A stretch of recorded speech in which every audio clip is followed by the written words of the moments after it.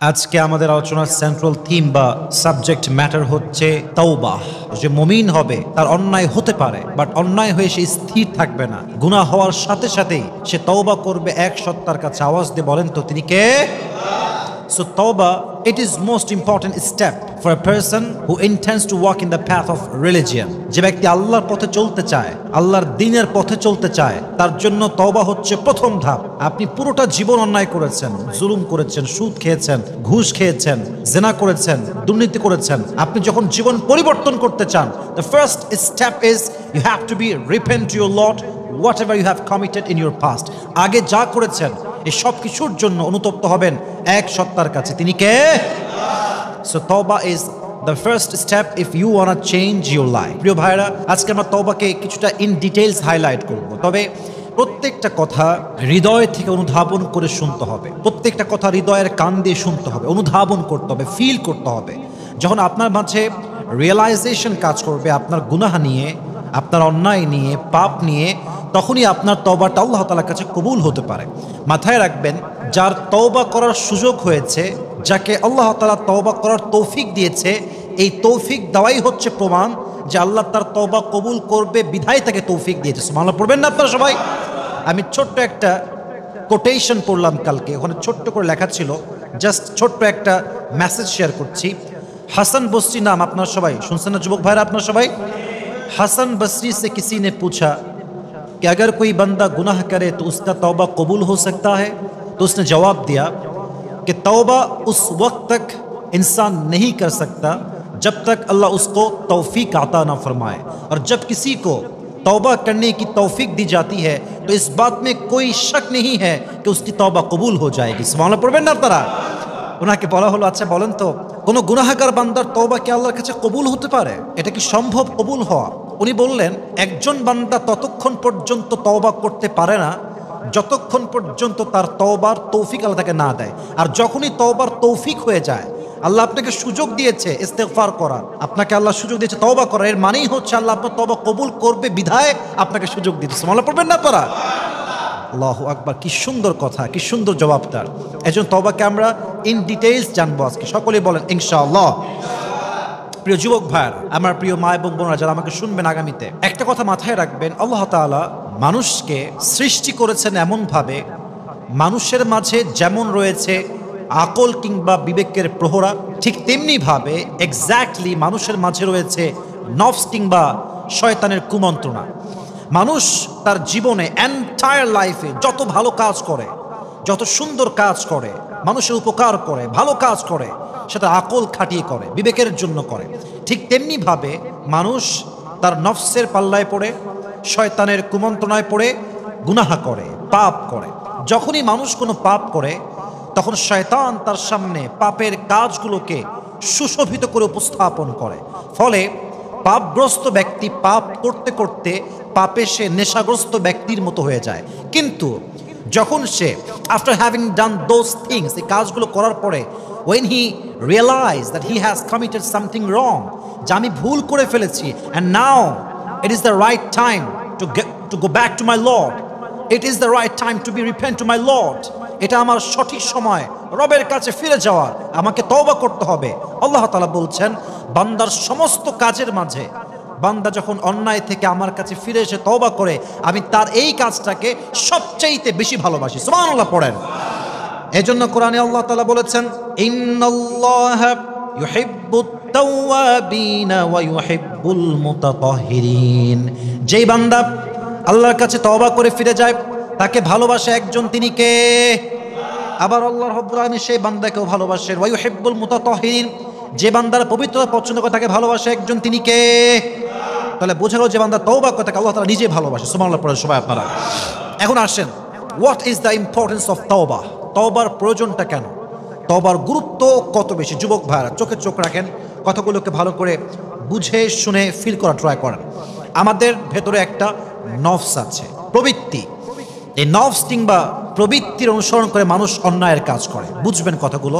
অন্যায়ের কাজ যখন মানুষ করতে থাকে, তখন সে এমন একজন ব্যক্তি হয় যেমন নেশাগ্রস্ত ব্যক্তি। দেখবেন যারা গাঁজায় আসক্ত, মদে আসক্ত, বিড়িতে আসক্ত, নেশা করতে করতে মানুষ এমন একটা লেভেলে আসে, এমন একটা স্টেজে আসে যখন সে গাঁজা না সেবন করলে আর ঘুমাইতে পারে না, ঠিক তেমনি ভাবে যখন বান্দা গুনাহ করতেই থাকে তখন সেই ব্যক্তি নেশাগ্রস্ত হয়ে যায়, পাপাসক্ত হয়ে যায়। আর পাপ কাজ করতে করতে হৃদয়ে স্পট এত বেশি পড়ে, পুরো হৃদয়টা কালো দাগ দিয়ে ভরে যায়। ফলে অন্যায়কে আর অন্যায় মনে হয় না, সুদকে সুদ মনে হয় না, ঘুষকে ঘুষ মনে হয় না, হারামকে হারাম মনে হয় না, জেনাকে জেনা মনে হয় না। সব কাজ মানুষ তখন দেদারসে করতে থাকে। অতএব এই মুহূর্তে বান্দা যদি তওবা না করে তাহলে সে কনফার্ম জাহান্নামী হয়ে যাবে, ঠিক কিনা বলেন? এই জন্য তওবা অত্যন্ত জরুরি। অতএব ভুল হতে পারে, অন্যায় হতে পারে, গুনাহ হতে পারে, বাট আমরা স্থির না থেকে তওবা করব এক সত্তার কাছে। আওয়াজ দিয়ে বলেন তো তিনি কে? তওবা কবুলের শর্ত কি যুবক ভাইরা জানতে হবে আপনাদের সবাইকে। যে কোনো মেয়ে অনেক অন্যায় করেছে, রিলেশনশিপ ছিল আগে, ফিরে আসছে, হারামে ছিল, ফিরে আসছে, বেপর্দা ছিল, পর্দাশীল হয়েছে। একজন যুবক যে আগে অ্যাডিক্টেড ছিল, ফিরে আসছে। একজন যুবক আগে যে দাড়ি শেভ করতো, he came back to his lord, ফিরে আসছে। একজন যুবক যে আগে পর্নোগ্রাফি দেখতো, ফিরে আসছে। তার তওবা সে করবে কেমন করে জানার দরকার যুবক ভাইরা, আছে না নাই? নাম্বার 1 কন্ডিশন, যে তওবা আপনি করতে চান, প্রথম আপনার শর্ত হচ্ছে you have to be repent whatever you have committed in your past. যা করেছেন আগের জীবনে, প্রথমে আপনার কাছে এটা মাথায় রাখতে হবে যে আমি রবের কাছে অনুতপ্ত হচ্ছি, আল্লাহর কাছে আমি তওবা করছি। রাজি আছেন তো ইনশাআল্লাহ? Number 2, you have to hate that sin from your heart. যে অন্যায় আপনি করে এসেছেন এটাকে মনে প্রাণে ঘৃণা করবেন। Number 3, you have to promise to your Lord that you will never ever repeat this sin again in your entire life. আপনি আপনার জীবনে যে গুনাহটা অতীতে করে আসছেন, আগামীতে আর কখনো এই গুনাহটা করবেন না। রাজি আছেন তো ইনশাআল্লাহ? এই শর্তগুলো যে মানবে তার প্রত্যেকটা তওবার স্টেপকে কবুল করে নেবে একজন। আওয়াজ দিয়ে বলেন তো তিনি কে? তবে তওবার ব্যাপারটা হচ্ছে দুইভাবে হিসাব করবেন। এক হচ্ছে বান্দার হক, এক হচ্ছে আল্লাহর হক। আল্লাহর হক, নামাজ পড়েন নাই, রোজা রাখেন নাই, হজ করেন নাই, যাকাত আদায় করেন নাই, তওবা করলে আল্লাহ কবুল করতে পারে। বাট যদি আপনি বান্দার সঙ্গে গুনাহ করেন, অন্যায় করেন, জুলুম করেন, প্রথম শর্ত বান্দার কাছে ক্ষমা চাইতে হবে। কথা কি বোঝা যায় যুবক ভাইরা? বান্দাকে ক্ষমা চাইতে হবে যে ভাই আপনার কাছে ভুল করেছিলাম, ক্ষমা চাই। নাম্বার 1। নাম্বার 2, যদি আপনি তার কোনো হক নষ্ট করেন, কারো সম্পদ লুণ্ঠন করেছেন, কারো জমিকে আত্মসাৎ করেছেন, তাকে তার প্রাপ্য ফিরায় দেওয়া লাগবে। 1, তার কাছে ক্ষমা চাবেন।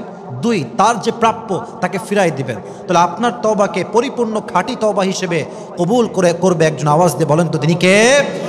এবার বলেন তো যুবক ভাইয়েরা, আমাদের জীবনে জুলুম, অন্যায়, গুনাহ, সুদ, ঘুষ, পর্নোগ্রাফি, যে কোনো গুনাহ, এমন কোনো যুবক কি পৃথিবীতে আছে যে যুবক বলতে পারবে যে আমি আমার পুরো এন্টায়ার লাইফে, পুরো জীবনে একটা গুনাহ করি না? এমন কোনো যুবক কি পৃথিবীতে আছে? কেউ নাই। Everyone is a sinner. Doesn't matter whether it is big or small. কেউ না কেউ যে কোনোভাবেই, ছোট হোক বড় হোক, একটা না একটা অন্যায় আমরা জীবনে করেছি। And this is the nature of human being on earth. এটাই মানুষের স্বভাব, এটাই মানুষের নেচার।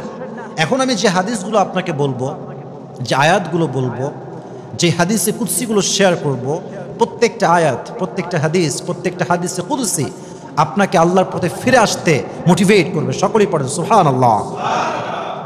গুনাহগারের জন্য মোটিভেশন। আজকের ওয়াজটা তাদের জন্য অনেক বেশি এফেক্টিভ হবে যারা আল্লাহর কাছে ফিরে আসতে চায়। আজকের এই ওয়াজ সেই মেয়ের জন্য অনেক বেশি মোটিভেশন হবে যে মেয়েটা পর্দাশীল হতে চায়। আজকের এই ওয়াজটা তাদের জন্য অনেক বেশি এফেক্টিভ হবে যারা নেশা থেকে ফিরে আসতে চায়। আজকের এই ওয়াজ তাদের জন্য অনেক বেশি কার্যকর হবে যারা হারাম রিলেশনশিপ থেকে ফিরে আসতে চায়। এত সুন্দর সুন্দর কথা হাদিসে আসছে, এক একটা হাদিস শুনলে পরিপূর্ণ আল্লাহর প্রিয় বান্দা হতে মনে চাইবে। সুবহানাল্লাহ পড়েন সবাই। প্রথম হাদিস, এটা হচ্ছে হাদিসে কুদসি, মান তাকাররাবা ইলাইয়া শিবরান তাকাররাবতু ইলাইহি যিরাআন। আল্লাহর ভালোবাসা বোঝার ট্রাই করেন। আল্লাহ রাব্বুল আলামিন বলছেন, আমার কোন বান্দা যখন আমার দিকে 1 বিঘত অগ্রসর হয়, আমার রহমত তার দিকে 1 হাত পরিমাণ অগ্রসর হয়। সুবহানাল্লাহ পড়েন। তুমি 1 বিঘত আগাবা, আমার রহমত তোমার দিকে 1 হাত আগাবে। ওমান তাকাররাবা ইলাইয়া যিরাআন ইলাইহি বাআন। আমার যে বান্দা আমার দিকে 1 হাত আগাবে, আমার রহমত তার দিকে 2 হাত আগাবে। সুবহানাল্লাহ, আল্লাহু আকবার। কি সুন্দর হাদিসে কুদসি। ওয়া ইযা আকবালা ইলাইয়া ইয়ামশি আকবালতু ইলাইহি আহরউইল। আমার যেই বান্দা আমার দিকে হেঁটে হেঁটে আসবে, আমার রহমত তার দিকে দৌড়ে দৌড়ে অগ্রসর হয়ে যাবে। সুবহানাল্লাহ। আপনি যখন বান্দা হয়ে আল্লাহকে ডাকেন, আল্লাহ আপনাকে ওয়েলকাম জানায়। ওয়েলকাম, ওয়েলকাম, আসো, তোমাকে মাফ করার জন্য আমি আল্লাহ বসে আছি, তুমি খালি ক্ষমা চাও, ক্ষমা চাইতে দেরি হবে, আমি আল্লাহ ক্ষমা করতে দেরি হবে না। সুবহানাল্লাহ। শয়তান যখন মারদুদ হলো, বিতাড়িত হলো, তখন শয়তান বলল, আল্লাহ আমি তোমাকে চ্যালেঞ্জ দিলাম, দিস ইজ মাই চ্যালেঞ্জ। কি চ্যালেঞ্জ? তোমার পৃথিবীতে যত মানুষ তুমি সৃষ্টি করবে, প্রত্যেকটা মানুষকে আমি ওয়াসওয়াসা দিব, গুনাহ করাবো, জুলুম করাবো, পাপ করাবো, এবং তোমার সমস্ত বান্দাগুলোকে আমি জাহান্নামে নিক্ষেপ করব।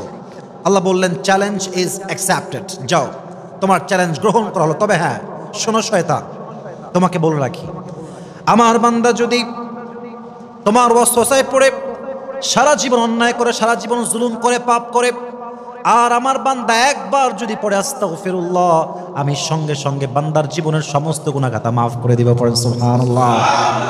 I will forgive all the sins of his entire life, whatever he has committed in his past.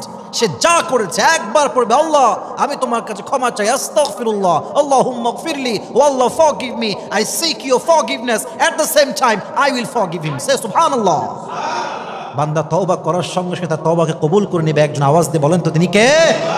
শুধু এতটুকু নয়, দেখেন একটু বুঝবেন যুবক ভাই, আমার চোখে চোখ রাখেন, আল্লাহর সিস্টেমটা বোঝার ট্রাই করেন। আল্লাহ কত দয়াময়। দেখেন, আপনি প্ল্যান করেছেন কালকে আপনি সিনেমা হলে গিয়ে সিনেমা দেখবেন, প্ল্যান, এটাকে আপনি এখন ইমপ্লিমেন্ট করেন নাই।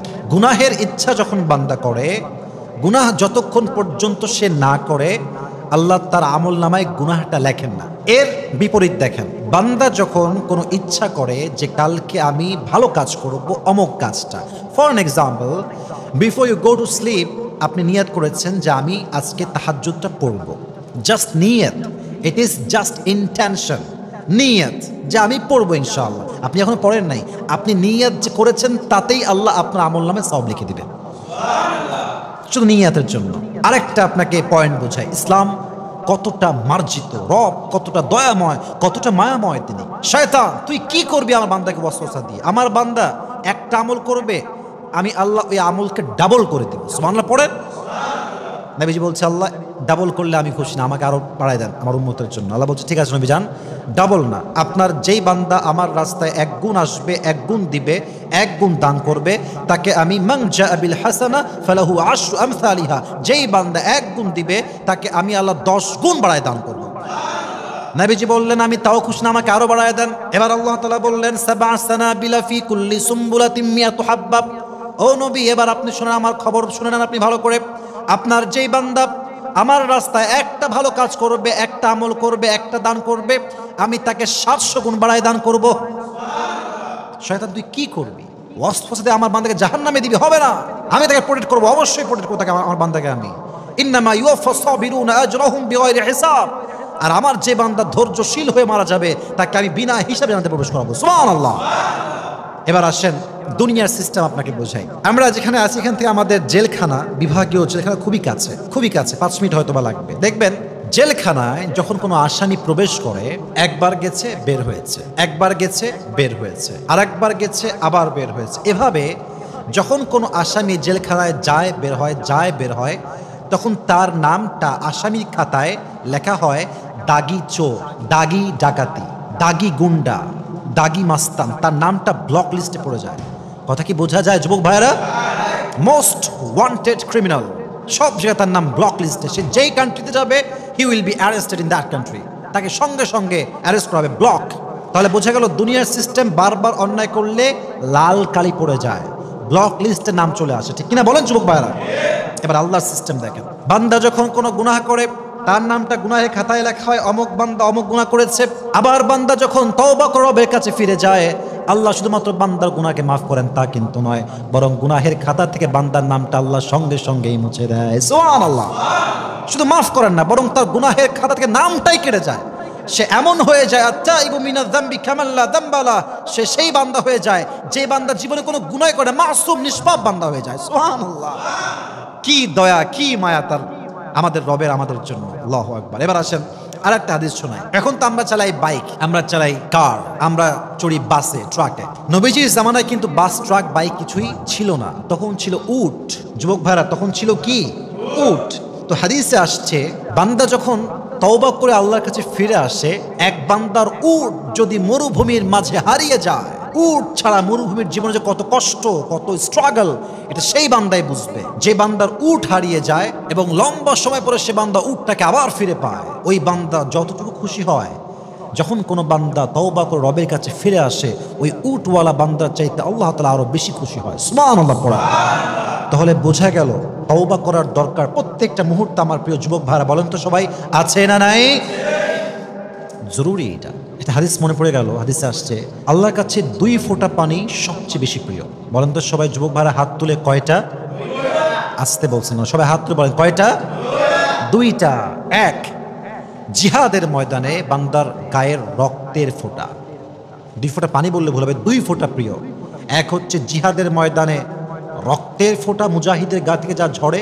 2 হচ্ছে অনুতপ্ত বান্দা যখন গুনাহের ভয়ে, অন্যায়ের ভয়ে, জুলুম করেছে অতীতে, এই ভয়ে যখন চোখের পানি 1 ফোঁটা তার নাকের ডগায় আসে, নাকের ডগায় আসার আগেই আল্লাহ তার জীবনের সব গুনাহ মাফ করে দেয়। আরেক হাদিসে আসছে নবী করিম সাল্লাল্লাহু আলাইহি ওয়াসাল্লাম বলেছেন, দেখো আল্লাহ কতটা রহমান। কোরআনে যেখানেই আল্লাহ জব্বার নাম এনেছেন, অর্থাৎ তার ক্ষোভ, রাগ, গজব, আযাব এনেছেন, সঙ্গে সঙ্গে তার দয়া এনেছেন। যেখানেই গজব সেখানেই রহম, যেখানেই গজব সেখানেই রহম। কেন? আমার বান্দা যেন হতাশ না হয়ে যায়। আমি যেমন পরাক্রমশালী, শক্তিশালী, আমি তেমন ক্ষমাশীল রব বটে। সুবহানাল্লাহ পড়বেন না আপনারা? আল্লাহু আকবার। কি সুন্দর হাদিসগুলো শুনলেই তো রবের কাছে ফিরে আসতে মনে চায়। আর একটা হাদিস শোনাই। আল্লাহর হাবিব বলেছেন, আল্লাহ তাআলা যখন কোনো কওমকে আযাব দেওয়ার ইচ্ছা করেন, সিদ্ধান্ত করেন না আযাব দিবেন, কল্পনা করেছেন, সিদ্ধান্ত হয় নাই ফাইনাল। আযাব দেওয়ার পূর্বে আল্লাহ আবার সে কওমের দিকে তাকায় যে আমার কোনো বান্দা ঠিকঠাক আছে কিনা। যদি আল্লাহ দেখেন একজন বান্দা, একজন বান্দি, যে কোনো একজন তওবা করছে, ইস্তেগফার করছে, আবার কোন বান্দা সেজদায় আছে, কোন একজন বান্দা জিকির করছে আল্লাহর জন্য, একজন বান্দার জন্য আল্লাহ রাব্বুল আলামিন সঙ্গে সঙ্গে গজবের সিদ্ধান্তকে পাল্টে নেন। কোন সুবহানাল্লাহ। একজন বান্দা জিকির করার সঙ্গে সঙ্গে আল্লাহ তাআলা গজবের সিদ্ধান্ত পাল্টে ফেলেন। তাহলে আল্লাহর রহমত যুবক ভাইরা কম না বেশি? কত বেশি? এবার বলছেন আল্লাহ তাআলা তার পুরো রহমতকে 100 ভাগ করেছেন। বলেন সবাই কয় ভাগ? আরো জোরে কয় ভাগ? 100 ভাগ। এই 100 ভাগের মাঝে এক ভাগ দিয়েছে হাইওয়ানকে, প্রাণীদেরকে। একজন মা তার সন্তানকে ভালোবাসে, সন্তান তার মাকে ভালোবাসে, হুজুর তার ছাত্রকে ভালোবাসে, ছাত্র তার হুজুরকে ভালোবাসে, একজন স্বামী তার স্ত্রীকে ভালোবাসে, স্ত্রী তার স্বামীকে ভালোবাসে, এক ভাই তার বোনকে ভালোবাসে, এক বোন তার ভাইকে ভালোবাসে। এই পৃথিবীর সমস্ত ভালোবাসা, এটা হচ্ছে আল্লাহর রহমতের 100 ভাগের 1 ভাগ। এই 1 ভাগ ভালোবাসার জন্য মানুষ যদি মানুষের জন্য জীবন দেয়, সুইসাইড করে, গলায় ফাঁস দেয়, গুলি খায়, বিষ খায়, 1 রহমত, 1 ভাগের ভালোবাসার জোর যদি এত বেশি হয়, তো সেই জমিনের মালিক, আসমানের মালিক, আরশের মালিক, পুরো পৃথিবীর সমস্ত সৃষ্টিজীব যার হাতে গড়া, সেই রবের কাছে আছে 99 ভাগ ভালোবাসা। 1 ভাগ ভালোবাসার জোর যদি এত বেশি হয় যে মানুষের জীবন দিয়ে দেয়, তো যেই রবের কাছে 99% লাভ, ভালোবাসা, দয়া, মায়া এখনো জমা আছে, তার রহমত, ভালোবাসা কম না বেশি যুবক ভাইরা? অনেক বেশি। এজন্য বান্দা যখন তওবা করে, বান্দা তওবার সঙ্গে সঙ্গে তার তওবাকে কবুল করে নেয়। একজন আওয়াজ দিয়ে বলেন তো তিনি কে? হাদিসে আসছে, নবীজি বলেছেন আল্লাহ রাব্বুল আলামিন সকালবেলা রহমতের হাতকে সম্প্রসারিত করেন। ভালো করে বুঝবেন, সকালবেলা আল্লাহ রাব্বুল আলামিন তার রহমতের হাতকে বিস্তার করেন যাতে করে রাতের গুনাহগাররা ফিরে আসে। আবার আল্লাহ রাব্বুল আলামিন রাতের বেলা রহমতের হাতকে সম্প্রসারণ করেন, যা দিনের বেলা গুনাহ করেছে তার জন্য আমার কাছে ফিরে আসে। বান্দা যখন দিনের বেলা তওবা করে, বান্দা যখন রাতের বেলা তওবা করে, প্রত্যেকটা মুহূর্তে তার তওবাকে কবুল করে নেয়। একজন আওয়াজ দিয়ে বলেন তিনি কে? Until the day of judgement, সূর্য যতক্ষণ পর্যন্ত পশ্চিম দিগন্তে উদিত না হচ্ছে, কিয়ামত পর্যন্ত প্রত্যেকটা মুহূর্তে আল্লাহ তাআলা তার রহমতের হাতকে পুরো দুনিয়াব্যাপী বিস্তার করে রাখবেন। পড়েন সুবহানাল্লাহ। শেষ আয়াত, এই আয়াতটা বলে আমি তওবার আরেকটা স্টেপে যাব। আয়াতটা সবচাইতে মোটিভেশনাল আয়াত। কোরআনে আল্লাহ তাআলা বলেছেন, কুল ইয়া ইবাদিয়াল্লাযীনা আসরাফু আলা আনফুসিহিম লা তাকনাতু মির রাহমাতিল্লাহ, হে আমার বান্দারা যারা জুলুম করেছে নফসের উপরে, লা তাকনাতু Mir রাহমাতিল্লাহ, never lose hope from the mercy of your Lord, never be upset and never be frustrated, হতাশ হয়ে যেও না। এখানে একটা কথা বোঝা ট্রাই করেন যুবক ভাইরা, ইয়া ইবাদি, আল্লাহ বলেন না ইয়া আইয়ুহাল্লাযীনা আমানু, আল্লাহ বলেন না ইয়া আইয়ুহান নাসুত্তাকু, আল্লাহ বলেন না ইয়া আইয়ুহান নাস, না, ইয়া আইয়ুহা কুল ইয়া ইবাদিয়াল্লাযীনা আমানু, হে আমার বান্দারা। এখানে মুসলিম হতে পারে, নন মুসলিম হতে পারে, একজন খ্রিস্টান হতে পারে, ইহুদি হতে পারে, একজন মুশরিক হতে পারে, মুরতাদ হতে পারে, একজন নাস্তিক হতে পারে। ইয়া ইবাদি, আমার বান্দা, যাই হোক যত গুনাহ করেছো হতাশ হয়ে যেও না, একবার অনুতপ্ত হও, একবার আস্তাগফিরুল্লাহ পড়ে একবার আমার কাছে ফিরে আসো। তুমি আসার সঙ্গে সঙ্গে আমি আল্লাহ তাআলা তোমাকে পরিপূর্ণ খাঁটি বান্দা হিসেবে কবুল করবো। সুবহানাল্লাহ। হাদিসে কুদসিতে আসছে, এই যে জমিনে আমরা বসে আছি, এই যে জমিনটা প্রত্যেক দিন আল্লাহকে বলে, আল্লাহ আমাকে তুমি পারমিশন দাও, একটা অনুমতি তোমার চাই। তুমি অনুমতি দেওয়ার সঙ্গে সঙ্গে তোমার জেনাকার, ঘুষখোর, সুদখোর, দুর্নীতিবাজ সবাইকে এক ধসানিতে সবাইকে মাটির নিচে মিশিয়ে মেছাকার করে দেবে। এই আসমান সবসময় আল্লাহর কাছে পারমিশন চাই, আল্লাহ একটা পারমিশন দাও, পুরো আসমান ফেটে পড়বে, পুরো দুনিয়াটা ধ্বংস হয়ে যাবে। পাহাড়গুলো পারমিশন চায়, আল্লাহ একবার পারমিশন দাও, দুই পাশের পাহাড়ের চাপ দিয়ে প্রত্যেকটা মাখলুককে ধ্বংস করে দেব। প্রত্যেক দিন সমুদ্রের গভীর পানি পারমিশন চায়, আল্লাহ আমাকে একটাবার অনুমতি দাও, সমুদ্রের দুই পাশের পানিতে তোমার সমস্ত গুনাহগারকে ডুবাই মেরে ফেলবো। সবসময় পারমিশন চায়। কিন্তু যে রবের আমরা নাফরমান, যে রবকে আমরা ভুলে গেছি, তিনি কি বলছে একটু ভালো করে বুঝবেন। তিনি বলছেন, খবরদার খবরদার, একটা কথাও তোমরা বলবা না, এটা আমার বান্দা। দেখেন, আমি আমার মা কথা বলছি, হঠাৎ করে একজন থার্ড পার্সন আসলো, কি হয়েছে আপনাদের?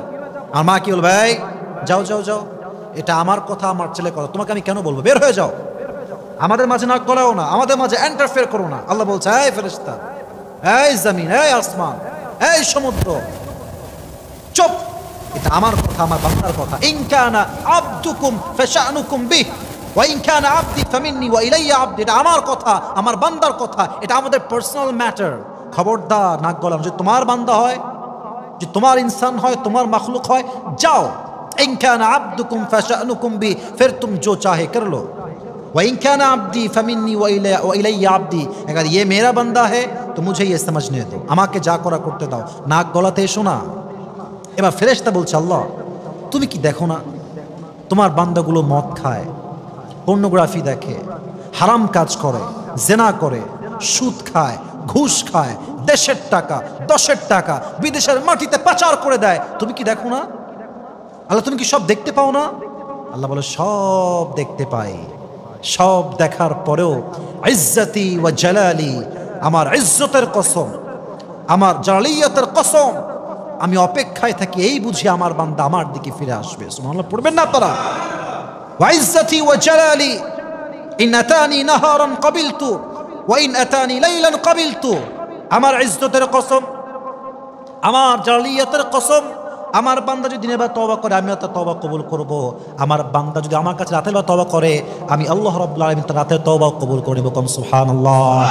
তওবা করার সঙ্গে সঙ্গে আমি তার তওবা কবুল করে নেব। যুবক ভাইরা, যা হয়ে গেছে হয়ে গেছে আমাদের জীবনে। আজ থেকে আমরা নিয়ত করলাম সমস্ত অন্যায় থেকে আল্লাহ তোমার কাছে মাফ চাই, এবং আমরা ওয়াদা করছি আল্লাহর কাছে যে আমরা আমাদের জীবনের পাপগুলো আর জীবনেও করবো না। সকলেই মন খুলে বলেন ইনশাআল্লাহ। এবার কিছু আমি আপনাদেরকে স্টোরি বলতে চাই, যে ঘটনাগুলো আপনাদেরকে তওবা করতে মোটিভেট করবে, তওবার জন্য উদ্বুদ্ধ করবে। সকলে একটা কাশি দেন, আর একবার তাকবীর দেন, লিল্লাহি তাকবীর। দেখেন, বান্দা তার তওবা করার সঙ্গে সঙ্গে আল্লাহ তার তওবা কবুল করে কেমনে, কিছু মোটিভেশনাল স্টোরি বলছি। প্রথম স্টোরি, মনোযোগ দিয়ে শুনবেন। ঘটনা, ওমর ফারুকের জামানায় একজন যুবক যে গান গেত, কিন্তু গান গেতে গেতে একটা সময় সে বৃদ্ধ হয়ে যায়। গান গাওয়া ইসলামে বাজনা সহ এটাকে হালাল না হারাম? যুবক ভাইরা বলেন সবাই, হালাল না হারাম? যখন সে বৃদ্ধ হয়ে যায় তখন তার কণ্ঠ আস্তে আস্তে ড্যামেজ হয়ে যায়, আগের মতো কণ্ঠ আর নাই। আগে গান গাইতো, মানুষ টাকা দিত, সব ঠিকঠাক ছিল। বাট যখন বৃদ্ধ হয়ে যায়, এখন কেউ দাওয়াতও আর দেয় না, গানও গাইতে পারে না, আর তার রুটি রুজি সব বন্ধ হয়ে গেছে। সর্বশেষ সে গুনাহগার বান্দা হতাশ হয়ে, নিরাশ হয়ে, কষ্ট পেয়ে, বাধ্য হয়ে, মজবুর হয়ে, অপারগ হয়ে মসজিদ নববীতে আসছে। এসে আল্লাহকে বলছে, আল্লাহ একটা সময় টাকা ছিল, সম্পত্তি ছিল, সুর ছিল, ভয়েস ছিল, অনেক টাকা কামাইছে, মানুষ অনেক টাকা দিয়েছে, আজ আমার সুর নাই, গান নাই, কেউ আমাকে এক পয়সা কিছু দিতে চায় না, আমার রুটি নাই, রুজি নাই, তুমি আমার উপরে একটু রহম করায় আমার রব। সঙ্গে সঙ্গে আল্লাহ তাআলা ওই জামানার খলিফা, শ্রেষ্ঠ খলিফা, ইসলামের বীর মুজাহিদ খলিফা ওমরে ফারুককে স্বপ্নে দেখালেন, হে ওমর, জলদি করে যাও, মসজিদে নববীর সামনে আমার একজন বান্দা বসে আছে, তার কিছু দরকার, তাকে তুমি পূরণ করে দাও। ওমরে ফারুক সঙ্গে সঙ্গে ঘুম থেকে উঠে দৌড় দিয়েছে মসজিদে নববীর দিকে। যখন ওমর আওয়াজ সে শুনতে পেয়েছে যে Omar is coming from my back side, সে আওয়াজ শোনার সঙ্গে সঙ্গে উঠে দৌড় দিয়েছে। ওমরও দৌড় দিয়েছে, এই থামো থামো, স্টপ স্টপ, কই যাও তুমি ভাই, স্টপ থামো। বলছে, ওমর আপনি কি আমাকে হত্যা করতে এসেছেন? আমি তো একজন গায়ক, আমি তো হারাম কাজ করে কামাই করেছি। বলছে, না না না, আপনাকে কে পাঠিয়েছে?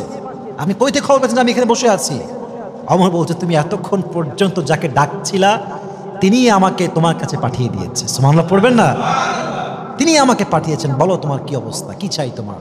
হায় হায় হায়, সঙ্গে সঙ্গে সেই গায়ক জমিন লুটিয়ে পড়েছে আর দুহাত তুলে আল্লাহকে বলছে, আল্লাহ সারা জীবন তোমার নাফরমানি করলাম, সারা জীবন তোমার বেঈমানি করলাম, সারা জীবন তোমার প্লেটে খেয়ে তোমার প্লেটটা ফুটা করলাম, তোমার লবণ খেয়ে তোমার গুনগুনগান গাই নাই, আর জীবনে একবার তোমাকে ডাকলাম, তাও অন্য কোনো কারণ নয়, তোমাকে ভালোবাসি তা নয়, নিজের পেটের স্বার্থে তোমাকে ডেকেছি, নিজের স্বার্থে তোমাকে স্মরণ করেছি, তুমি আমাকে তাও ফিরাই দাও নাই। আয় আল্লাহ, যদি আমার তওবা কবুল হয়ে যায় তুমি আমাকে নিয়ে যাও, আমি আর থাকতেই চাই না। সেই বান্দা সেই জায়গায় কালেমা পড়তে পড়তে শহীদ মৃত্যুবরণ করে। সুবহানাল্লাহ পড়বেন না আপনারা? কালেমা মৃত্যুবরণ করা কিন্তু বড় একটা হার। কালেমা পড়ে মৃত্যুবরণ করা সবার হয় না, যাকে আল্লাহ কবুল করে তাকে আল্লাহ সেই সৌভাগ্য দান করে, ঠিক কিনা বলো যুবক ভাইরা? তাহলে সেই বান্দা যে আজীবন গান গেয়েছে তার তওবা যদি কবুল হয়, আপনার আমার তওবা কবুল হতে পারে কি পারে না? পারে। আরেকটা হাদিস শোনাই। আচ্ছা, আমি একটা ঘটনা আগে বলতে চাই, এটার আগে আপনার সবাই আমার তারিক জামিলের নাম শুনেছেন? তারিক জামিল, আমি প্রায় তার নাম বলি। উনি সেই দিন একটা ঘটনা বলছিলেন যে, আমি এটা প্রায় আমার লেকচারেও বলেছি, যে একজন যুবক ছিল মুসা আলাইহিস সালাতু ওয়াস সালামের জামানায়, যাকে সেই যুগের সমস্ত মানুষ ঐক্যবদ্ধ হয়ে বের করে দিয়েছে সে সবচেয়ে টাউট, বাটপার, চোর, জালেম, শয়তান, ডাকাত, সব অন্যায় সে করে। পুরো এলাকার মানুষকে সে অস্থির করে ফেলেছে। পুরো এলাকার মানুষ তাকে ধরে বাহিরে জঙ্গলে ফেলে দিয়ে আসছে। যখন 3 দিন 4 দিন 5 দিন পার হয়ে গেছে, খাবার দাবার সব শেষ, তখন সে বুঝে গিয়েছে জঙ্গলে আমাকে বাঁচাবার মতো কেউ নাই, আমাকে খাবার মতো খাওয়ানোর মতো কেউ নাই। সর্বশেষ সে আল্লাহর দিকে তাকিয়ে বলছে, আল্লাহ সারা জীবন শুনেছি আল্লাহ নামে একজন আছেন যিনি সবাইকে খেয়াল রাখেন, আল্লাহ সবাই আমাকে ছেড়ে দিয়েছে, তুমি আমাকে ছেড়ে দিও না। এই কথা বলেছে, সঙ্গে সঙ্গে মারা গিয়েছে। মুসা আলাইহিস সালাতু ওয়াস সালাম স্বপ্নে দেখছেন যে কোনো একজন বান্দা, অথবা আল্লাহ তাকে বলেছেন কথা, যেহেতু আল্লাহর সঙ্গে মুসার কথা হতো, ওয়া কাল্লামাল্লাহু মুসা তাকলিমা, দুইটা কথাই আসছে, কেউ বলে স্বপ্নে দেখেছে, কেউ বলে আল্লাহ নিজে কথা বলেছে। আল্লাহ বলছেন, মুসা শোনো, আমার একজন প্রিয় বান্দা জমক জঙ্গলে মৃত্যুবরণ করেছে, তাকে সুন্দর করে দাফন কাফন করে জানাজার ব্যবস্থা করো। দৌড়ে গিয়েছে মুসা আলাইহিস সালাতু ওয়াস সালাম তার সমস্ত বনী ইসরাইলের মানুষগুলো। কোথায় সেই যুবক? কে সেই যুবক যে জঙ্গলে মারা গিয়েছে? আল্লাহ নিজে পাঠিয়েছে খবরটা। তাকে যখন উঠিয়েছে দেখছে তো সেই যুবক, যেই যুবককে আমরা বের করে দিয়েছি তার অন্যায়ের জন্য, জুলুমের জন্য। এবার মুসা বলছে, আল্লাহ সবাই বলছে এই যুবক সেই যুবক, যেই যুবককে তারা বের করে দিয়েছে, আর তুমি বলছো তোমার প্রিয় বান্দা? এটা কেমনে সম্ভব? How come it possible? এটা কেমনে সম্ভব আল্লাহ? তো তারিক জামিল বললেন এই ঘটনা বলতে গিয়ে, আল্লাহ বলছে, মুসা ये बंदा वैसा ही था जैसे कि ये लोग कह रहे हैं, ये वही इंसान है, लेकिन जब उसको खबर आया कि अल्लाह के सिवा कोई उसका अपना नहीं है, वो दाएं भी देखा, बाएं देखा, सामने देखा, पीछे देखा, फिर वो बेबस होकर मुझे पुकारने लगा। फिर मैंने सोचा जिसको हर किसी ने छोड़ दिया मैं भी उसे कैसे छोड़ दूँ, ये मेरी रहमत को गवारा नहीं है। আমি ভাবলাম যেই বান্দাকে সবাই ভুলে গিয়েছে, যাকে সবাই ছেড়ে দিয়েছে, এবং সে আমার দিকে তাকায় আছে, আমি তাকে রহম করব, আমি আল্লাহর রহমত তার জন্য উতলাই পড়ে গেছে। সুবহানাল্লাহ পড়েন সবাই আপনারা। আমি সহ্য করতে পারি না, আমার রহমত তার জন্য উতলে পড়েছে, আমি তাকে মাফ করেছি। মুসা যাও, জানাজা পড়াও, দাফন কাফন করো, একজন ইমানদার মুসলিমের কবর যেমন হবে তাকেও তোমার তেমনভাবে কবরস্থ করো। পড়েন সুবহানাল্লাহ। তাহলে এই যুবক, যে যুবক সারাটা জীবন অন্যায় করেছে, জুলুম করেছে, তার গুনাহ যদি আল্লাহ মাফ করতে পারে, আপনার আমার গুনাহ আল্লাহ মাফ করতে পারে কি পারে না? সর্বশেষ একটা ঘটনা, অনেক ঘটনা বলার মতো আছে, বাট আজকে সব বলবো না, আরেকটা বলছি। মুসা আলাইহিস সালাতু ওয়াস সালামের জামানায় একবার কাহাত আসলো, এটাকে বলি আমরা খরা, বৃষ্টি হয় না, একদম রোদ আর রোদ, ফসল হয় না, অবস্থা খুবই খারাপ, ক্ষেত খামারের অবস্থা খুব খারাপ, জমিনগুলো একদম শক্ত হয়ে গেছে। এবার মুসা আলাইহিস সালাতু ওয়াস সালাম সালাতুল ইস্তিসকা পড়ার জন্য সবাইকে ডাকলেন। দোয়া করছে, আল্লাহ বৃষ্টি দাও, বৃষ্টি দাও, বৃষ্টি দাও। আল্লাহ বললেন, মূসা তোমার এই মাজলিসে এমন একজন যুবক আছে যে 40 বছর আমাকে ডাকে নাই।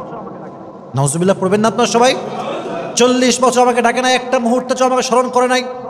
যতক্ষণ পর্যন্ত সেই বান্দা এখান থেকে বের না হবে, আমি তোমাদের কারো দোয়াকে কবুল করব না। এবার মূসা আলাইহিস সালাম দাঁড়িয়ে গেলেন, ডাক দিয়ে বললেন, শোনো আমার যুবক ভাইয়েরা, হে আমার বনী ইসরাইল ভাইয়েরা, একজন যুবক, যে যুবক 40 বছর তার রবকে এক মুহূর্তের জন্য স্মরণ করে নাই, সে বের হয়ে যাও। তোমার মতো গুনাহগারের জন্য আমার রব আমার দোয়া কবুল করছে না, বের হয়ে যাও, গেট আউট ফ্রম হিয়ার, বের হয়ে যাও। যেই বান্দা 40 বছর ডাকে নাই, সে তো বুঝে গিয়েছে আমার কথাই বলা হচ্ছে। সে মনে মনে বলছে, আল্লাহ 40 বছর তোমাকে ডাকি নাই, বড় অন্যায় করে ফেলছি, আল্লাহ তুমি আমারে মাফ করে দাও। যখনই ক্ষমা চাইছে, সঙ্গে সঙ্গে মুষলধারে বৃষ্টি শুরু হয়ে গেছে। এবার মূসা বলছে, আল্লাহ তুমি বললা ওই বান্দা না উঠলে তুমি বৃষ্টি দিবা না, তুমি হঠাৎ বৃষ্টি দিলা কেন? আল্লাহ বলছে, মূসা আমার বান্দা তো আমার কাছে আবার ফিরে আসছে। সুবহানাল্লাহ পড়বেন না আপনারা সবাই? মূসা বলছে, আল্লাহ সেই বান্দাকে আমাকে নাম বলো, সে কোথায় আছে আমাকে দেখায় দাও। আল্লাহ বলছে, মূসা যখন সে আমার নাফরমান ছিল তখন তার নামটা আমি প্রকাশ করি নাই, আর এখন যখন সে আমার প্রিয় হয়ে গিয়েছে, তার অন্যায় আমি রহমান কেমনে মানুষের সামনে প্রকাশ করবো। সুবহানাল্লাহ পড়বেন না আপনারা? কত দয়া, কত মায়া, কত ভালোবাসা। আল্লাহু আকবার, আল্লাহু আকবার। তিনি পবিত্র দোয়াও কবুল করতে পারেন। তিনি সারা জীবন জুলুম করে আসা মানুষের দোয়া কবুল করতে পারে। আরে পাকিস্তানের top famous singer Junaid Jamshed, যিনি একজন সিঙ্গার ছিলেন, তিনি এমনভাবে তওবা করেছেন, তার তওবা যে কবুল হয়েছে তা নয়, তিনি দিনের দায়ী হয়ে আল্লাহর রাস্তায় যাওয়ার সময় শহীদি মৃত্যু পেয়েছে। সুবহানাল্লাহ পড়বেন না তোরা? আপনাকে আমি কয়টা এক্সাম্পল দিব, কয়টা এক্সাম্পল আপনি বলেন আমাকে। এক্সাম্পলের কোনো অভাব নাই যুবক ভাইরা। এজন্য সারা জীবন আমরা গুনাহ করেছি, অন্যায় করেছি। It is the right time to be repent to Allah. রবের কাছে ফিরে আসতে হবে, আল্লাহর কাছে তওবা করতে হবে। আল্লাহ আমাদেরকে পরিপূর্ণ মন থেকে তওবা করার তৌফিক দান করুন। সকলেই পড়া আমিন। লাস্ট কথা, শেষ কথা, তওবা কবুল হয়েছে কিনা আমরা কেমনে বুঝবো? এটার কিছু নিদর্শন যুবক ভাইরা বলেন তো সবাই, আছে না নাই? এক, তওবা কবুল হওয়ার প্রথম নিদর্শন হচ্ছে তওবার আগের জীবনের চাইতে পরের জীবনটা উত্তম হবে। আমি আবারও আই রিপিট অ্যাগেন, তওবা কবুল হওয়ার প্রথম আলামত হচ্ছে তওবার পরের জীবন আগের জীবনের চাইতে অধিক গুণে উত্তম হবে। নাম্বার 1। নাম্বার 2, তওবার পরের জীবনে যে কোনো অন্যায় করতে গেলে আপনার হৃদয়ে ভয় কাজ করবে। একজন আওয়াজ দিয়ে বলেন তো তিনি কে? 3 নাম্বার, তওবার পরে যে কোনো গুনাহের কাজ করতে গেলে হৃদয়ে একটা কম্পন তৈরি হবে, ভয় ভয় লাগবে, একটা কম্পন লাগবে, এবং খারাপ কাজ করতে আপনার বেশি একটা ভালো লাগবে না। 3 নাম্বার। 4 নাম্বার, এটার সঙ্গে অ্যাটাচড, কানেক্টেড, যে কোনো ভালো কাজ করতে আপনার হৃদয়ে প্রশান্তি অনুভব করবেন। ইযা সাররাতকা হাসানাতুকা ওয়া সাআতকা সাইয়্যাতুকা ফাআনতা মুমিন। যখন বান্দা কোনো ভালো কাজ তার হৃদয়কে প্রফুল্ল করে এবং খারাপ কাজ তার অন্তরকে অশান্তি করে দেয়, তাকে বুঝতে হবে তার হৃদয় ইমানের নূর দিয়েছে একজন, তিনি কে? He is the real believer, he is the real মুমিন। সেই হচ্ছে প্রকৃতপক্ষের বিশ্বাস। অতএব ভালো কাজ ভালো লাগবে, খারাপ কাজ খারাপ লাগবে। 5, তওবার পরের জীবনটা আপনার এমন হবে যেই জীবনে আপনার বন্ধু হবে সুদখোর না, আপনার বন্ধু ঘুষখোর না, আপনার বন্ধু হবে দিনদার, আপনার বন্ধু হবে আলেম, আপনার বন্ধু হবে প্রকৃতপক্ষের আল্লাহওয়ালা যুবক। ঠিক কিনা বলেন? তাহলে বোঝা গেল তওবা কবুল হয়েছে কিনা আলামত হচ্ছে তওবার পরের জীবন আগের জীবনের চেয়ে সুন্দর হবে, তওবার আগের জীবনের চেয়ে পরের জীবনে আল্লাহর ভয় তাকওয়া বেশি থাকবে। 3 নাম্বার, খারাপ কাজ করতে খারাপ লাগবে, ভালো কাজ করতে ভালো লাগবে। এবং 5 নাম্বার, তওবার পরের জীবনে আগের সে নষ্ট বন্ধু যা এখনো গাঁজা খায়, এখনো মদ খায়, এখনো সুদ খায়, সেই বন্ধু থাকবে না, বরং আপনার বন্ধু হবে প্রত্যেকটা দিনদার, পরহেজগার, মুত্তাকি, আল্লাহওয়ালা মানুষ। ঠিক কিনা বলেন? আল্লাহ আমাদেরকে সেই তওবাটা পরিপূর্ণরূপে করে আল্লাহ তাআলার কাছে পরিপূর্ণরূপে ফিরে আসার তৌফিক দান করুক। সকলে আমরা মন খুলে পড়ি আমিন।